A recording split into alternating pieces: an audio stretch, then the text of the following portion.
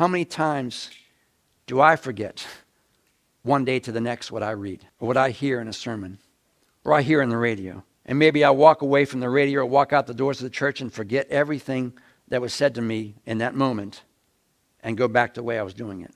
I don't allow it to change me. How often do we keep on doing the things that we read or heard and we know that we shouldn't be doing them or we should be doing them? And yet we still don't. So it's easy to jump on these guys for doing this. In other words, we're looking at the speck in their eye when we should look at ourselves first. How often do we hear, we're accountable for every sermon, every lesson we hear. We're accountable for those. What do we do with what we hear? These guys weren't listening.